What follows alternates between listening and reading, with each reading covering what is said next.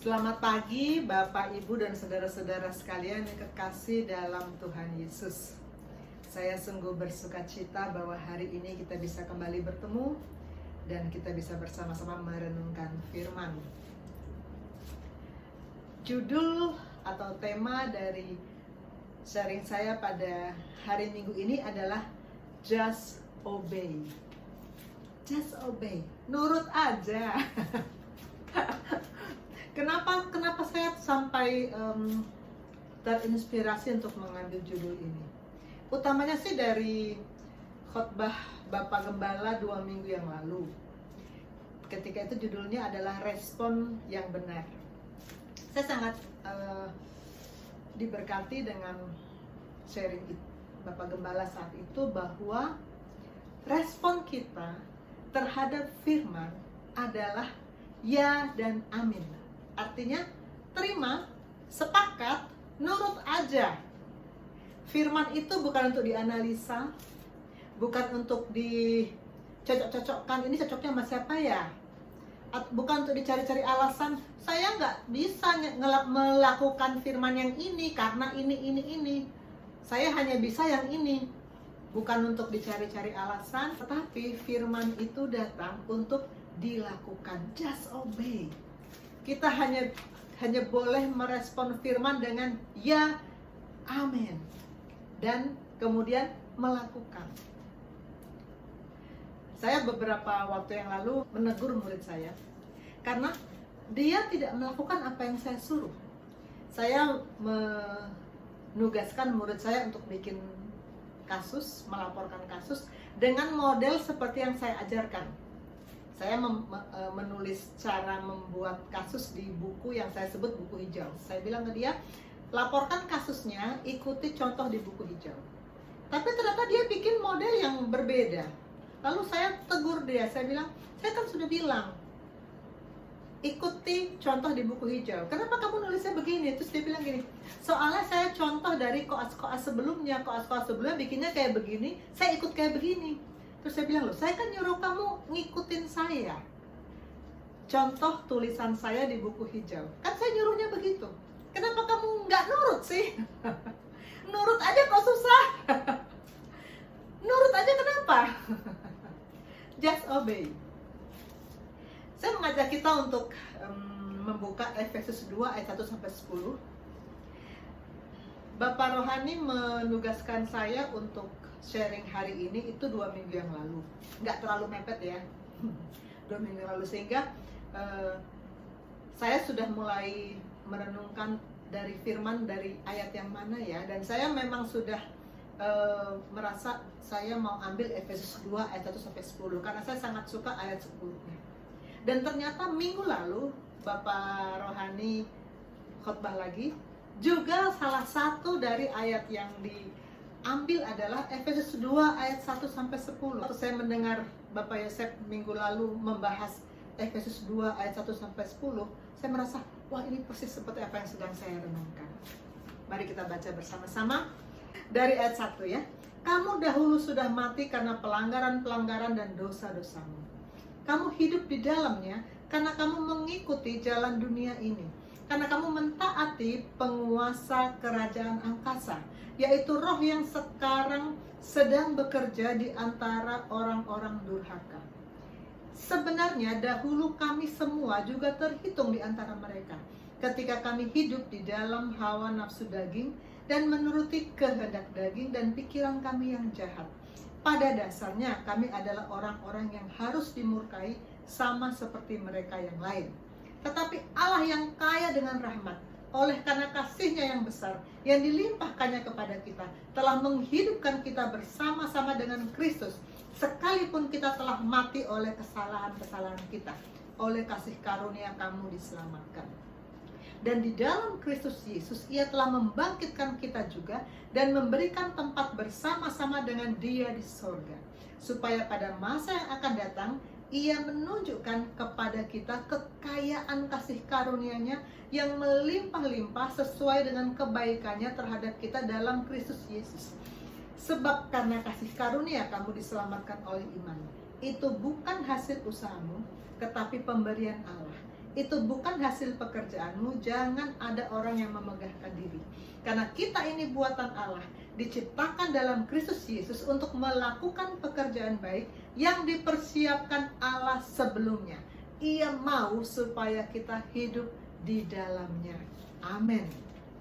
Saya baca ulang ayat 10, karena kita ini buatan Allah, diciptakan dalam Kristus Yesus untuk melakukan pekerjaan baik yang dipersiapkan Allah sebelumnya. Ia mau supaya kita hidup di dalamnya. Saya mulai dari kalimat kita ini buatan Allah. Kejadian 1 ayat 1, pada mulanya Allah menciptakan langit dan bumi. Hari pertama Allah menciptakan terang. Hari kedua cakrawala. Hari ketiga tumbuh-tumbuhan. Hari keempat matahari, bulan dan bintang. Hari kelima ikan, burung. Hari keenam hewan dan manusia. Dan pada hari ketujuh Allah memberkati ciptaannya, menguduskan ciptaannya. Beberapa minggu yang lalu Pastor Rio dalam sharingnya mengatakan bahwa apa sih yang membedakan proses penciptaan manusia dan hewan. Di hari kelima hewan air, hewan udara. Di hari keenam hewan darat, baru manusia. Apa yang membedakan proses penciptaan itu? Ketika Allah menciptakan hewan air, burung-burung, hewan darat, Allah berfirman, jadilah, jadilah, jadilah. Allah hanya berfirman. Tapi ketika manusia, ketika menciptakan manusia, Kejadian 2 ayat 7, ketika itulah Tuhan membentuk manusia itu dari debu tanah. Manusia dibentuk, bukan hanya diciptakan dengan firman begitu saja, tapi dibentuk dari debu tanah, dan Allah menghembuskan nafas hidup ke dalam hidungnya. Demikianlah manusia itu menjadi makhluk yang hidup. Waktu saya sekolah dulu, ada mata pelajaran ilmu hayat. Saya lupa itu SMP atau SMA ya. Ilmu hayat. Ketika itu kami diajarkan bahwa makhluk hidup itu ada 3. Tumbuh-tumbuhan, hewan, dan manusia. Itu sama-sama makhluk hidup. Tetapi dalam firman yang kita pelajari pada pagi dan siang hari ini, yang dalam kacamata sorga disebut makhluk yang hidup adalah manusia yang mendapat hembusan roh Allah. Istilah Bapak Rohani adalah mewayipah. Wayipah. Ini teks ini dari Pastor Rio. Saya sering diskusi dengan Pastor Rio, Pastor Pierre, juga dengan Bapak Rohani, karena saya sebetulnya awam ya.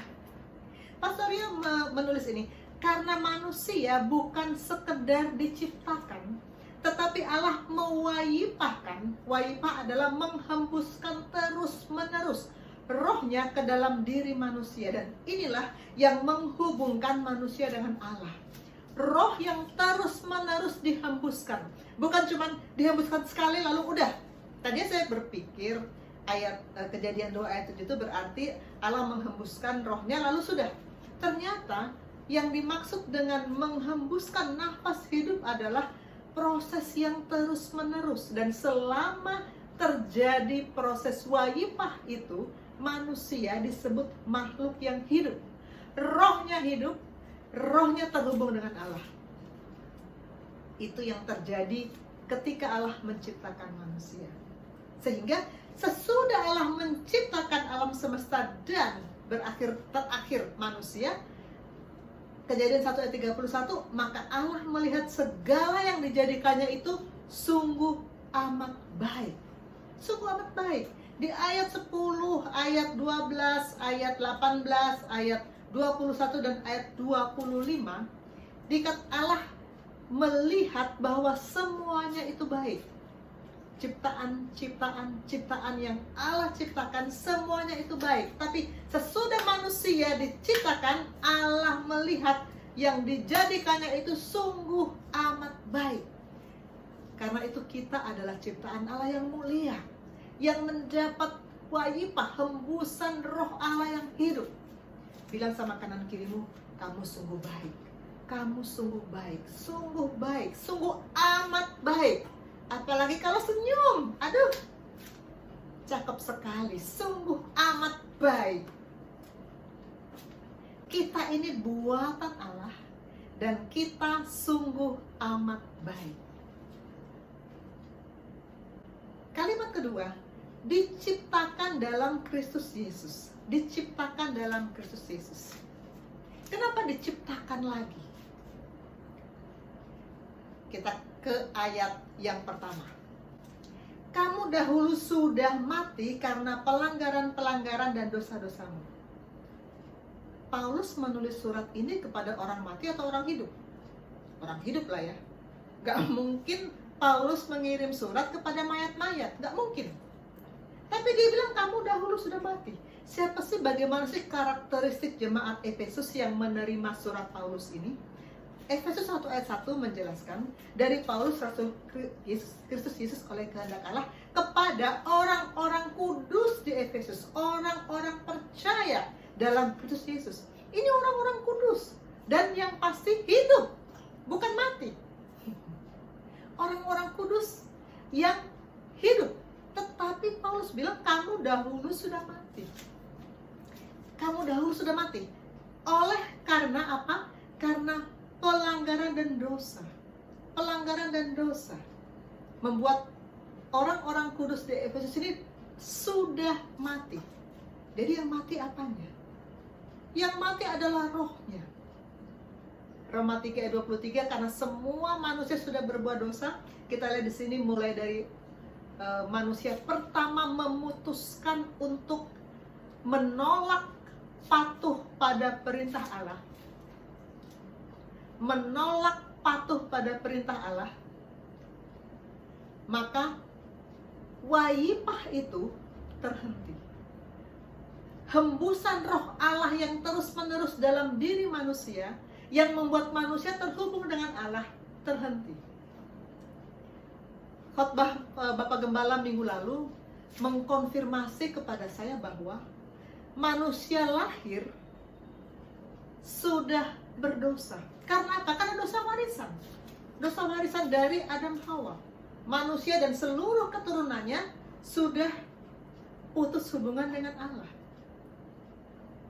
Manusia lahir tidak membawa kebiasaan, tapi membawa dosa. Dan dosa ini, kalau saya menjelaskan 4 hukum rohani, dosa ini menjadi jurang pemisah antara Allah dengan manusia. Dan manusia tidak bisa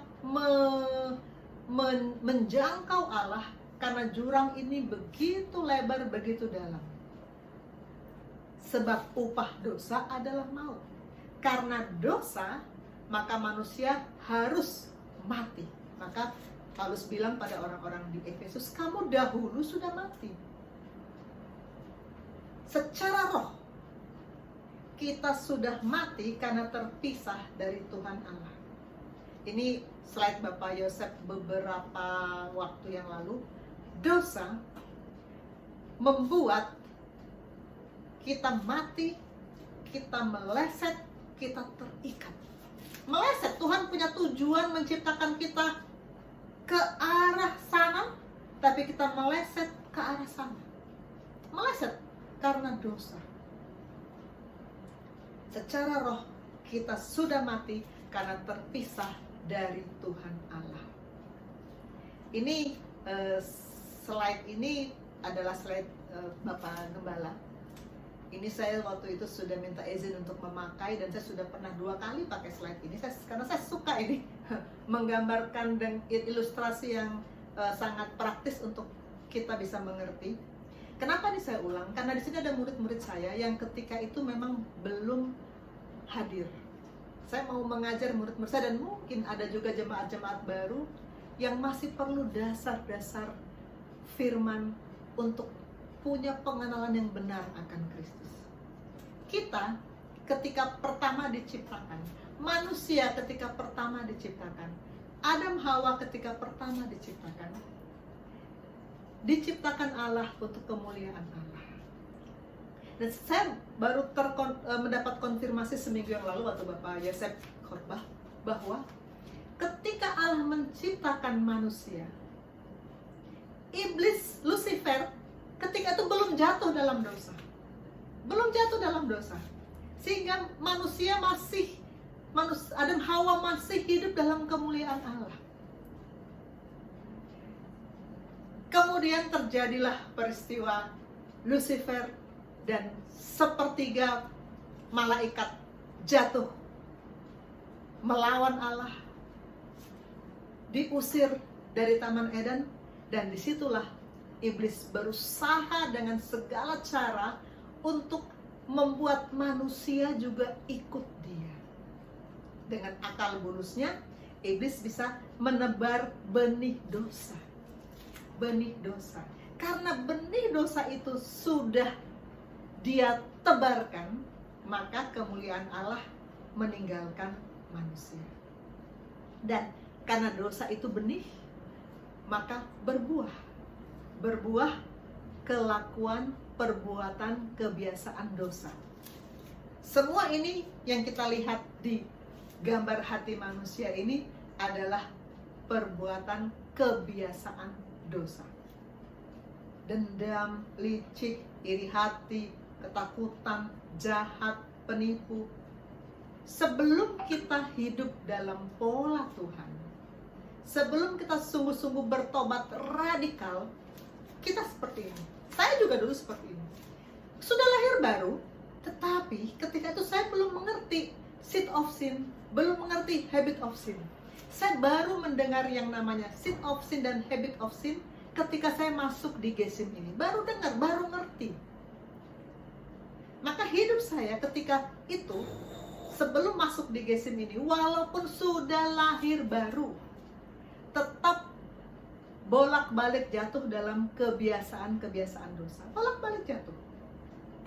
Kamu hidup di dalamnya, ayat 2. Di dalamnya itu apa? Di dalam dosa. Kamu hidup di dalamnya, Efesus 2 ayat 2, karena kamu mengikuti jalan dunia ini. Karena kamu mentaati penguasa kerajaan angkasa, yaitu roh yang sekarang sedang bekerja di antara orang-orang durhaka. Walaupun sudah lahir baru, banyak orang Kristen yang masih hidup di dalam dosa. Kalau saya melayani murid-murid saya, rata-rata kebanyakan sudah lahir baru, tapi hidupnya masih jatuh bangun. Hidupnya masih penuh dengan perbuatan-perbuatan kebiasaan-kebiasaan dosa. Bahkan dalam komsel kalau kita berdiskusi, rata-rata selalu mengemukakan betapa sulitnya untuk keluar dari kebiasaan-kebiasaan dosa. Hidup di dalamnya. Sebenarnya dahulu kami juga, ini Paulus yang menulis ya, terhitung di antara mereka, karena dulu Paulus kan juga kerjaannya apa? Mengejar dan menangkap orang-orang percaya. Ketika kami hidup di dalam hawa nafsu daging dan menuruti kehendak daging dan pikiran kami yang jahat, pada dasarnya kami adalah orang-orang yang harus dimurkai sama seperti mereka yang lain. Tapi Allah yang kaya dengan rahmat, oleh karena kasihnya yang besar yang dilimpahkannya kepada kita, telah menghidupkan kita bersama-sama dengan Kristus, sekalipun kita telah mati oleh kesalahan-kesalahan kita. Ini peristiwa Paskah. Khotbah Pastor Jerry di hari Paskah. Kebangkitan Kristus juga membangkitkan roh kita. Ini salah satu topik yang kami bahas di Komsel ketika itu.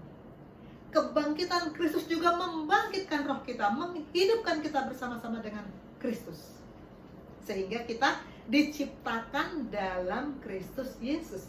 Diciptakan ini nama lainnya lahir baru.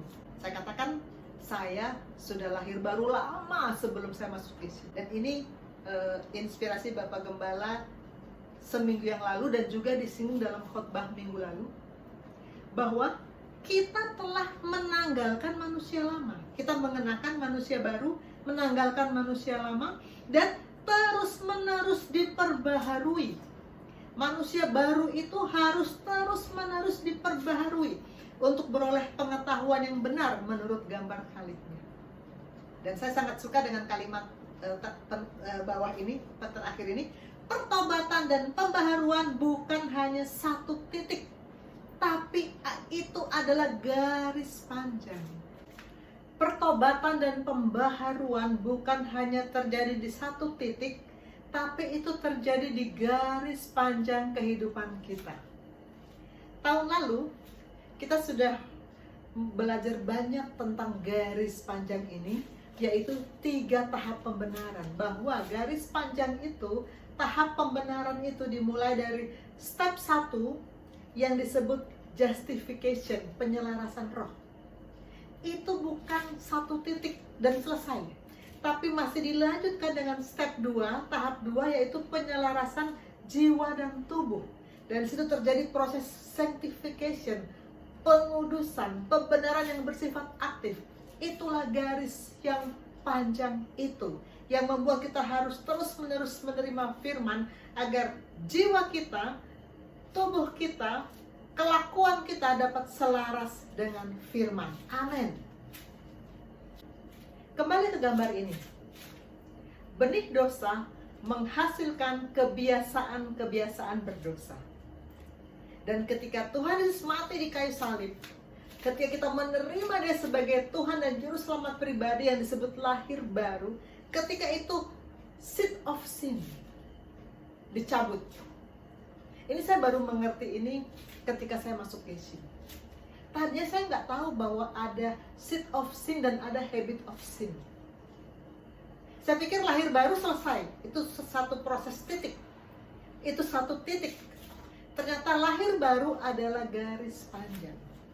Seed of sin, benih dosa dicabut dari kehidupan kita saat kita lahir baru. Tapi habit of sin, kebiasaan berdosa tetap ada. Orang sudah lahir baru, kelakuannya masih sama dengan yang belum lahir baru. Dan ini kembali sharing Bapak Gembala minggu lalu. Benih dosa menghasilkan kebiasaan berdosa. Dan membereskan habit of sin adalah garis panjang, bukan satu titik selesai. Kita lihat di sini. Sesudah kita menerima Tuhan Yesus, maka Tuhan Yesus menebarkan benih kebenaran. Benih kebenaran itu yang mencabut satu demi satu kebiasaan berdosa kita. Dan benih kebenaran itu yang menggantikan kebiasaan berdosa itu dengan buah roh. Maka kita mendapatkan sifat-sifat Allah, kasih, damai sejahtera, sukacita, kebajikan, kemurahan, lemah lembut, kesabaran, penguasaan diri. Semua ini buah roh akan menjadi sifat-sifat kita kalau ada benih kebenaran di dalam hidup kita. Apa itu kebenaran? Yohanes 17 ayat 17 juga sharing Bapak Rohani minggu lalu. Kuduskanlah mereka dalam kebenaran, firman-Mu adalah kebenaran. Tidak bisa tidak. Firman harus datang tiap-tiap hari, agar pengudusan itu terjadi tiap-tiap hari. Cara mematikan kebiasaan. Bagaimana mematikan kebiasaan lama? Bagaimana caranya? Ini slide Bapak Yosef minggu lalu. Untuk mematikan kebiasaan lama, kita perlu firman, karena firman itu dapat bersifat sebagai api yang membakar, palu yang menghancurkan, dan pedang yang menusuk. Secara fisik, api bisa mematikan, palu bisa mematikan, pedang juga bisa mematikan. Di alam roh, firman berfungsi sebagai api, sebagai palu, sebagai pedang yang bisa mematikan kebiasaan berdosa kita. Minggu lalu Pak Yosef mengatakan, untuk mematikan kebiasaan lama, kita harus membangun kebiasaan baru. Dan saya merenungkan kebiasaan lama saya. Saya punya kebiasaan lama yang cukup bagus sebenarnya. Saya rajin bangun pagi. Itu memang saya rajin. Bagus ya. Rajin makan sayur.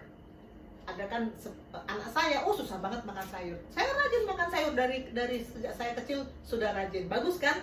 Kemudian saya rajin olahraga. Kebiasaan bagus kan? Tapi saya juga punya kebiasaan yang tidak bagus. Contoh, saya sebetulnya gampang marah. Cuman karena saya introvert, gak begitu kelihatan saya marah-marah gimana. Tapi kalau sama pasien misalnya, pasiennya ngeselin, terlalu banyak maunya, saya tuh langsung gak ramah sama pasien itu. Langsung gak ramah. dan bisa saja keluar kata-kata yang tidak enak didengar. Dulu, bagaimana mengubah, bangun kebiasaan baru? Apa kebiasaan baru yang saya bangun dalam hubungan dengan pasien? Saya membiasakan menyampaikan ayat Alkitab. Kalau saya sudah menyampaikan ayat Alkitab, nggak mungkin kan saya lalu masih menyimpan kemarahan? Ya, nggak mungkin lah. Karena ayat yang saya sampaikan itu firman yang hidup.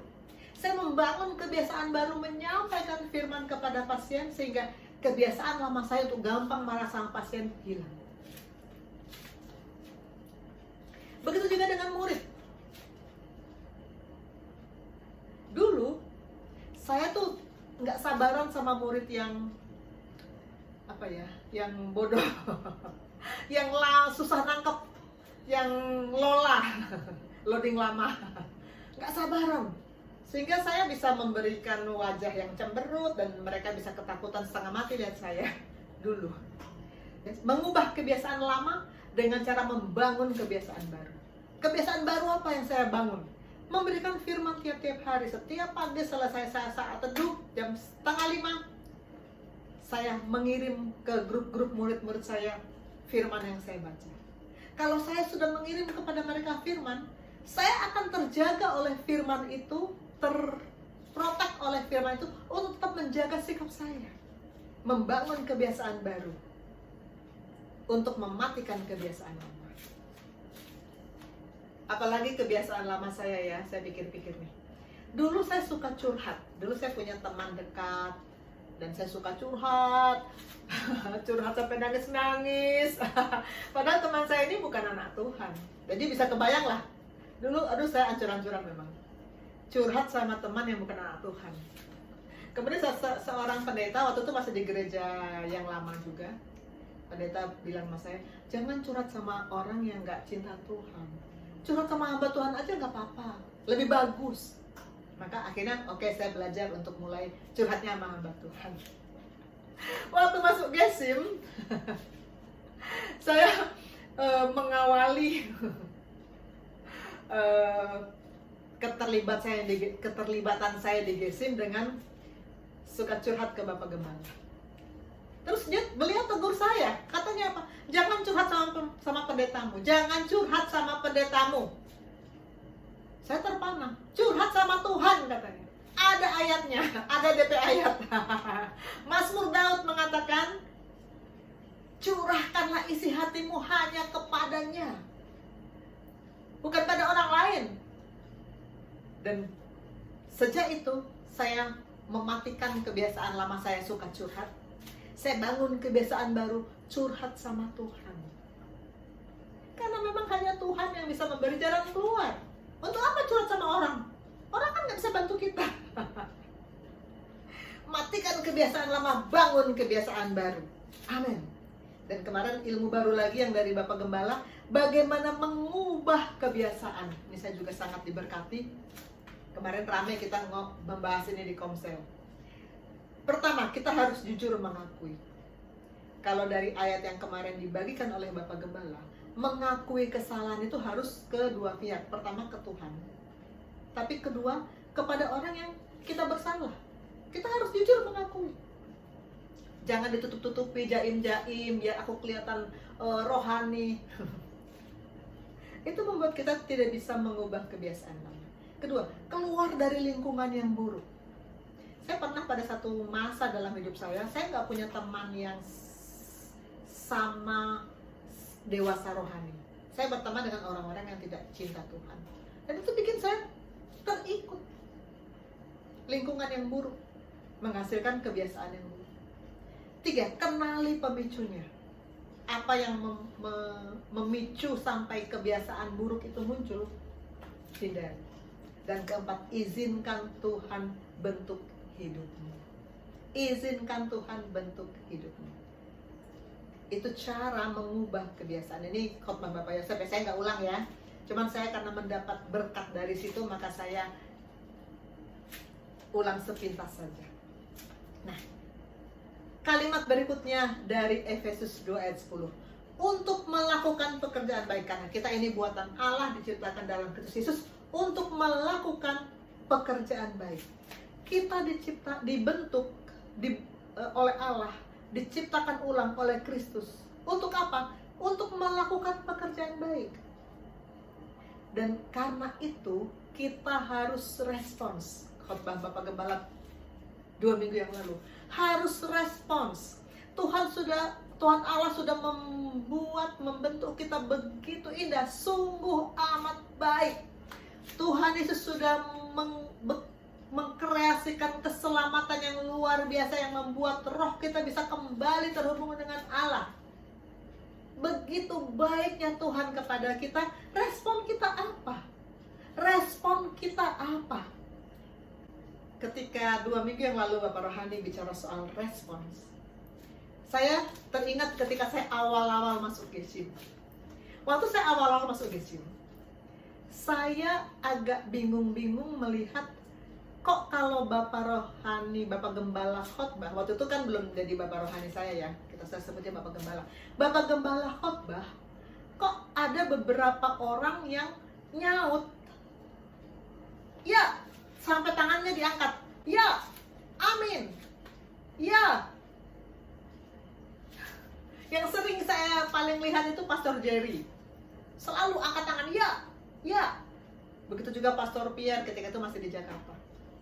Begitu juga tim gembala yang lain. Saya pikir, kenapa ya? Kok nyautnya kayak gitu ya? Buat ketika itu buat saya aneh, karena di gereja saya yang lama nggak ada respon seperti itu. Kita diem aja dengar pendeta, dan memang sih diem dengar pendeta itu bisa berakibat pikiran kita melayang-layang entah kemana. Begitu pendeta amin kita baru udah selesai ya. Lalu saya diskusi dengan Bapak Gembala. Kenapa kok respon orang-orang di gereja Gesim kayak begitu? Waktu itu namanya masih GSCI, belum dinamakan Gesim. Lalu Bapak Gembala memberikan saya ketika itu sih ayat dari Nehemia 8 ayat 7. Di situ dikatakan Imam Ezra berdoa dan umat Israel menyahut dengan amin, amin, amin. Itu respon yang Tuhan mau. Dan 2 minggu lalu Bapak Rohani menambahkan lagi dari 2 Korintus 1 ayat 19-20 yang kita sudah baca bersama-sama berulang-ulang, bahwa respon yang Tuhan mau dari kita adalah ya dan amin. Sejak diajarkan itu, saya selalu dalam setiap ibadah selalu berusaha untuk respon ya, ya, amin, amin. Karena itu yang Tuhan mau. Itu yang diajarkan oleh firman. Dan respon pertama tadi perkataan. Merespon firman dengan perkataan. Kedua, merespon firman dengan perbuatan. Perbuatan apa? Pekerjaan baik. Itulah action kita yang sejak awal tahun, dari Januari, Februari, Maret, April selalu menjadi topik utama dalam khotbah hari Minggu. Action, majesty action, tindakan yang mulia. Itulah respon kita, perbuatan kita yang berdampak bagi orang lain dan memuliakan nama Tuhan. Untuk perintah Tuhan ini seharusnya kita nurut aja, just obey, nurut aja. Jangan cari-cari alasan, jangan cari-cari kalau ayat ini mah pantasnya buat dia. Kalau untuk saya yang cocok ayat ini, just obey, no excuses. Just obey, no excuses. Just obey. Obey terhadap apa? Terhadap setiap firman yang datang tiap-tiap hari. Saya ajak kita untuk kembali merenungkan bacaan dari iman ke iman. Saya yakin sebagian dari kita menggunakan dari iman ke iman sebagai pegangan untuk saat teduh. Tanggal 20 April, menjadi adik kodrati menurut caranya. Bacaannya dari Keluaran 14. Keluaran 14 menceritakan bagaimana Musa memimpin bangsa Israel keluar dari Mesir dan melewati Laut Teberau. Kita tentu ingin punya pengalaman yang luar biasa seperti Musa. tentu ingin dipakai Tuhan luar biasa, melakukan perkara-perkara besar bagi Tuhan seperti Musa. Bagaimana caranya? Bukan dengan terjun dan mencoba, ini saya perbesar alinea ketiga. Bukan dengan terjun dan mencoba berbuat hal-hal adikodrati, melainkan dengan mematuhi Allah langkah demi langkah. Langkah demi langkah, patuh saja, just obey. Saya munculkan ayat Keluaran 14 ayat 15 dan 16. Berfirmanlah Tuhan kepada Musa, mengapakah engkau berseru-seru demikian kepadaku? Katakan kepada orang Israel supaya mereka berangkat. Dan engkau angkatlah tongkatmu dan ulurkanlah tanganmu ke atas laut dan belahlah airnya, sehingga orang Israel akan berjalan dari tengah-tengah laut di tempat kering. Musa tidak melakukan hal yang tidak mampu dia lakukan. Dia hanya mengangkat tongkat, mengulurkan tangannya ke air. Yang membelah airnya itu kuasa Tuhan. Musa mengerjakan bagian dia. Saya perbesar alinea yang kelima. Dan dengan cara serupa hal itu akan terjadi dengan Anda. Bila Anda mulai melakukan bagian Anda, Roh Kudus akan melakukan bagiannya. Dan hal-hal adikodrati akan mulai terjadi di sekitar Anda. Bukankah ini luar biasa? Kita mengerjakan bagian kita. Apa bagian kita itu? Apa bagian Anda? Nikmatilah hidangan firman. Nikmatilah hidangan firman. Kita harus menikmati firman tiap-tiap hari. Pernah murid saya bilang gini sama saya. Bukan murid saya yang sekarang ada di sini ya, bukan. Dokter, bagaimana sih caranya biar saya bisa suka untuk baca firman? Wah, saya agak terperangah juga dengan pertanyaannya. Karena baca firman buat dia seperti beban, seperti kewajiban yang untuk melaksanakannya perlu usaha yang luar biasa. Terus saya bilang gini, kamu cinta sama Tuhan Yesus?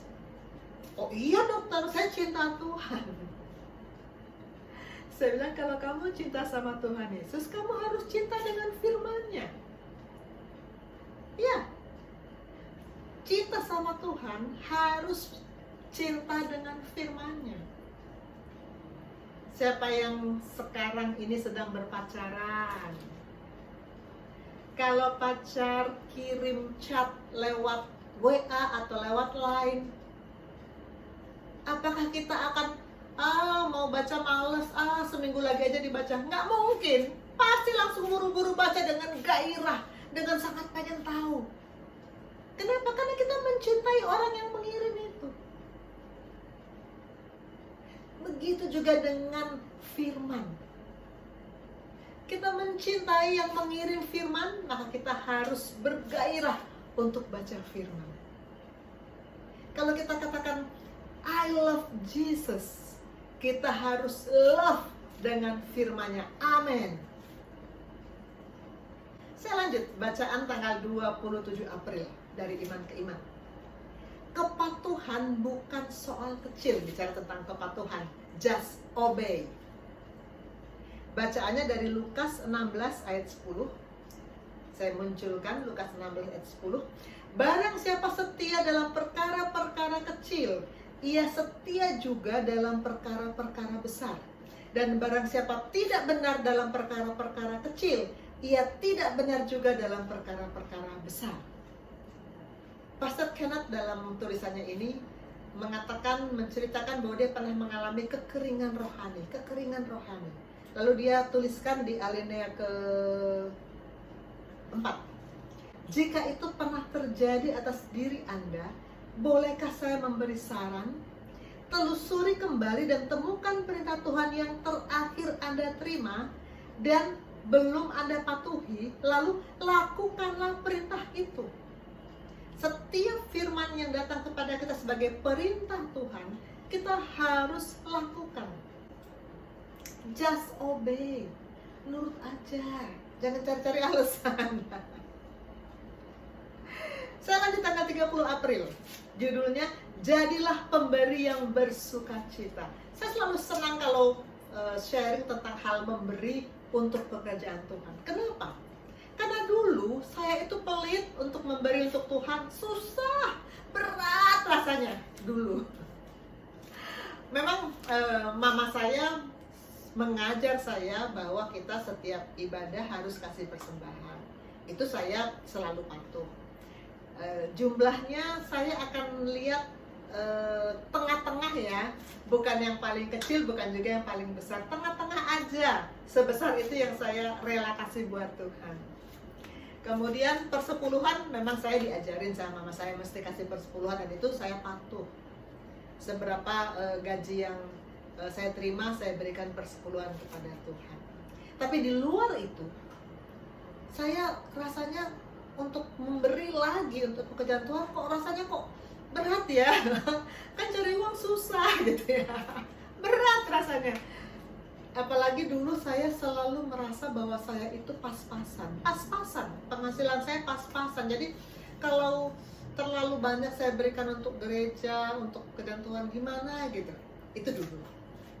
Sesudah saya dimuridkan di gereja ini dan saya mengalami sendiri begitu banyak perkara-perkara besar bersama Tuhan, mengalami sendiri, berjalan bersama-sama dengan Tuhan, bekerja bersama-sama dengan Tuhan, maka saya merasakan memberi untuk pekerjaan Tuhan adalah sesuatu yang luar biasa, yang membuat kita begitu bergairah dan bersukacita. 2 bulan yang lalu di sharing saya sebelum ini, saya katakan investasi yang terbaik saat ini adalah untuk pekerjaan Tuhan, mendukung pekerjaan Tuhan. Karena kita mau investasi di mana sekarang? Semua serba tak menentu. Tapi pekerjaan Tuhan pasti sangat menentu. Pekerjaan Tuhan paling jelas urusannya. Memberi untuk pekerjaan Tuhan. Ini ayat yang diangkat dalam judul renungan ini adalah dari 2 Korintus 9 ayat 7 dan 8. Ini ayat yang sangat terkenal, yang waktu di gereja saya yang sebelum ini, setiap sesi persembahan selalu dibacakan oleh pendeta. Hendaklah masing-masing memberikan menurut kerelaan hatinya, jangan dengan sedih hati atau karena paksaan, sebab Allah mengasihi orang yang memberi dengan sukacita. Dan Allah sanggup melimpahkan segala kasih karunia kepada kamu, supaya kamu senantiasa berkecukupan di dalam segala sesuatu dan malah berkelebihan di dalam pelbagai kebajikan. Sebetulnya saya sudah hafal banget ayat ini, tapi ketika saya membaca renungan ini, saya mendapat sudut pandang baru, bahwa memberi untuk Tuhan itu benar-benar harus bersukacita, bukan dengan terpaksa, bersukacita, senang. Dan ini saya rasakan banget waktu saya memberi untuk pekerjaan Tuhan dalam jumlah besar di GC Masohi. Saya bersukacita sekali bisa memberi untuk pekerjaan Tuhan. Dan itu tidak pernah saya rasakan sebelumnya. Di alinea ketiga, pemberian yang disertai sukacita, penuh iman, bahkan riang gembira merupakan kunci yang membuka rumah perbendaharaan Tuhan. Saya merasa sekarang ini berkat Tuhan tidak habis-habisnya mengalir kepada saya. Saya setiap sharing di gereja, saya tentu cerita ya bagaimana Tuhan menyembuhkan saya, bagaimana Tuhan memberkati saya, bagaimana Tuhan menolong saya menyelesaikan setiap masalah. Maka saya begitu bersukacita untuk setiap apa yang saya bisa berikan kepada Tuhan, termasuk persembahan misi. Ini bait alinea terakhir. Tinggalkanlah sikap memberi dengan rasa sakit. Jadilah seorang pemberi yang bersukacita, bergembira, dan percayalah bahwa berkat-berkat Anda akan melimpah ruah. Amin. Saya alami ini. Saya saksikan. Saat saya memberi dengan sukacita, berkat Tuhan melimpah ruah. Amin, saudara. Dan ini 6 Mei ini 3 hari yang lalu ya. Judulnya Just Obey. Lakukan firman. Lakukanlah firman. Diangkat dari Matius 7 ayat 24. Setiap orang yang mendengar perkataanku ini dan melakukannya, Ia sama dengan orang yang bijaksana yang mendirikan rumahnya di atas batu. Saya perbesar alinea pertama. Jika Anda mau perbuatan Anda diberkati, jika Anda mau melihat hasil adikodrati dalam hidup Anda, maka Anda harus melakukan lebih daripada sekedar membaca firman. Anda harus melakukan firman itu. Banyak anak Tuhan rajin baca firman, tapi sesudah itu ya sudah. Banyak anak Tuhan rajin merespon firman setiap ibadah, yes amin, yes amin, tapi sesudah itu ya sudah. Mari kita belajar melangkah lebih dari itu. Baca firman harus, respon firman harus, sepakat dengan firman harus. Sesudah itu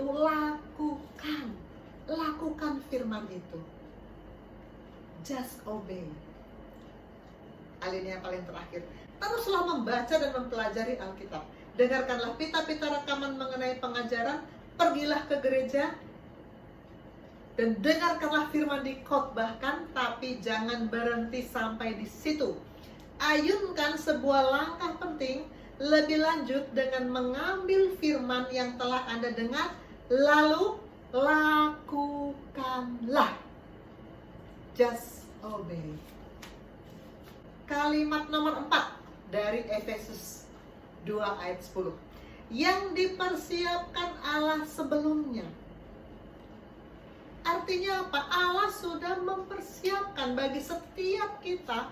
Allah udah nyiapkan loh, sudah menyiapkan rencana, sudah menyiapkan ini loh jalan kamu, sudah menyiapkan.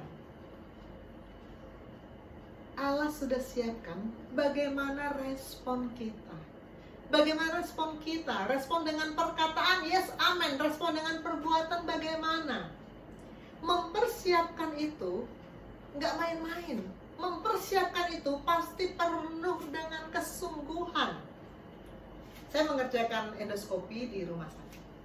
Kalau saya mau melakukan endoskopi satu pasien, saya harus persiapkan. Pasien itu saya harus persiapkan.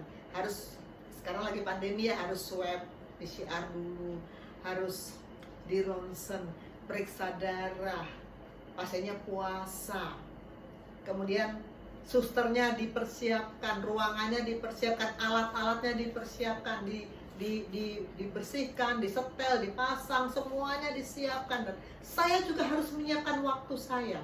Jam segini saya harus standby untuk melakukan endoskopi pasien ini, maka saya harus atur supaya tindakan-tindakan saya sebelumnya bisa selesai sebelum jam segini. Semua sudah diatur. Mengatur itu gak gampang, pakai mikir, detail, semua diatur. Kalau tiba-tiba, last minute, sebelum tindakan, pasiennya bilang, saya berubah pikiran, saya nggak jadi endoskopi. Apa nggak kesal tuh semua suster-suster yang sudah menyiapkan? Apa nggak kecewa? Kecewa. Kesian pasien lain yang antri di belakangnya. Kecewa semuanya. Begitu juga kita. Tuhan sudah siapkan. Kita bilang nggak mau, Tuhan pasti sedih dong. Just obey. Matius 21 ayat 28 sampai 31. Saya akan baca untuk kita ya. Tetapi apakah pendapatmu tentang ini? Seorang mempunyai 2 anak laki-laki. Ia pergi kepada yang sulung dan berkata, anakku, pergi dan bekerjalah hari ini dalam kebun anggur. Jawab anak itu, baik Bapak, tapi dia tidak pergi. Lalu orang itu pergi kepada anak yang kedua dan berkata demikian juga. Dan anak itu menjawab, aku tidak mau. Tapi kemudian ia menyesal, lalu pergi juga. Siapakah di antara kedua orang itu yang melakukan kehendak ayahnya? Jawab mereka, yang terakhir. Kata Yesus kepada mereka, aku berkata kepadamu, sesungguhnya pemungut-pemungut cukai dan perempuan-perempuan sudahlah akan mendahului kamu masuk ke dalam kerajaan Allah. Saudara, Tuhan tidak hanya tertarik dengan respon kita dalam kata-kata yes, amin, tapi nggak melakukan apa-apa. Tuhan mau kita melakukan.